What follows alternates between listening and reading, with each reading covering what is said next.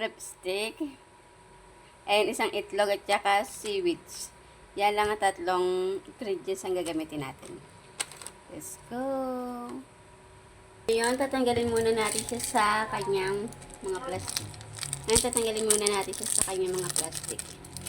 Ilalagay natin siya dito. Yan, lalagyan siya natin ng konting toyo lang. Konti lang. Lalagyan din natin siya ng konti ng paminta. Yan. Teteplahan natin siya. Ngayon, ibabalot natin siya sa ibabalot natin siya sa seaweeds. Ayun labo.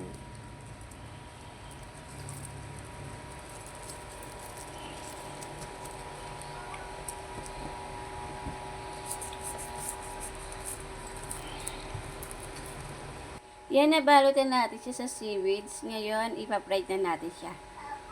Yan, nabalutan natin siya sa seaweeds. Ngayon, ipapaglungin naman natin siya sa ating itlog bago natin siya i-fry. Yan, magbabati tayo ng isang itlog. Yan, i-mix natin.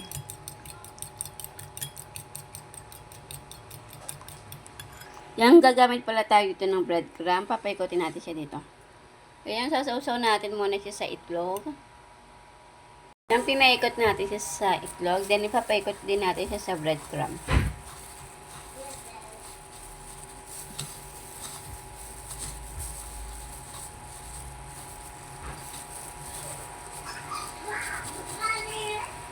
Ilalagay natin siya sa pinggan.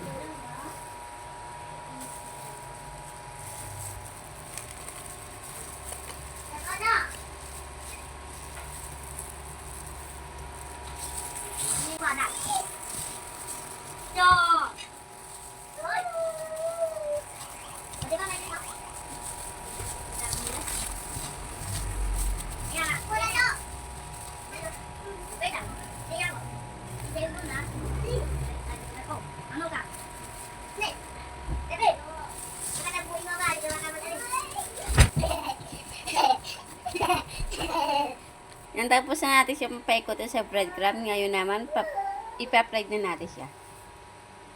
Yan, maglalagay na tayo ng mantika sa kawali.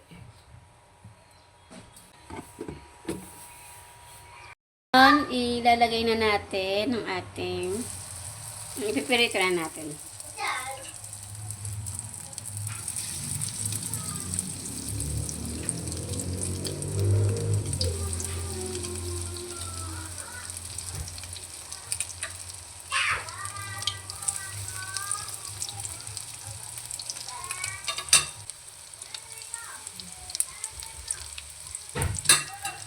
Yan, babaliktarin na natin siya. Kasi yan, babaliktarin na natin siya.